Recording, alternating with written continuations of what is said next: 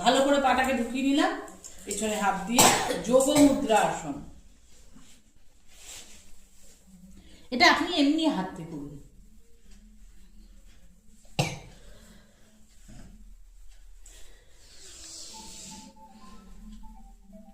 ঠিক আছে, এটা হচ্ছে যোগ মুদ্রা আসন। আর একটা কঠিন আসন হচ্ছে এই যে এই পাটা এখানে দিয়ে এই পাটা হালকা তুলবো, এটাকে বলে স্বস্তিক আসন। কিন্তু হাঁটু দুটো আমার মাটিতে, গদির ওপর মাটিতে আসবে, ম্যাটাতে হবে না।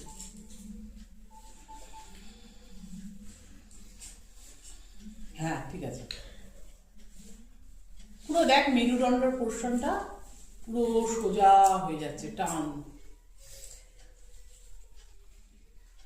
একটা পা একটু ভাঁজ করবো আর একটা পা হালকা একটু তুলবো। এটা এই পাটা মূলাধারে ঠেকিয়ে এই পাটা শুধু তুলবো। ঠিক আছে, একটা পা তুলেছি আর একটা পা কিন্তু আমার ঠিক নাভির তলাতলি হবে, এরকম হয়ে গেলে হবে না। এই পোর্শনে যত তুমি ফাঁক করবে এই পা তত ঠেকে যাবে।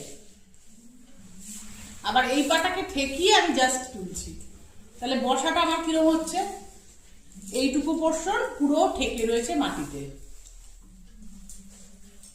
স্বস্তিক আসন। এবার অটোমেটিক পিঠটা কি হচ্ছে, এরকম বেঁকে যাচ্ছে, এটাকে বলে স্বস্তিক আসন। স্বস্তিক আসনে বসে কিন্তু মুনি ঋষিরা ধ্যান করেন, বিশ্রাম আসনও বলে। এখন তোমার যে আসনটা ইজি লাগবে, যে আসনে তুমি কমফোর্ট ফিল করবে, আর এমনি যেমন তেমন ভাবে বসা, এটা হচ্ছে সুখাসন।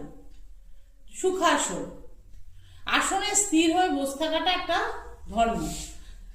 এরম ভাবে বসে থাকাটা কিন্তু একটা ধর্ম। অনেকক্ষণ যদি কেউ এরম ভাবে বসে থাকে তার একটা এফেক্ট আছে, কিন্তু এরম ভাবে বসে থাকলে কিন্তু তার কোনো এফেক্ট নেই, কিন্তু আমাদের সুখ অনুভূতি হবে। কিন্তু আমরা শরীরে যদি আসনের ইয়ে করতে চাই, এরকম পিঠটা সোজা করে বসতে হবে। ঠিক আছে।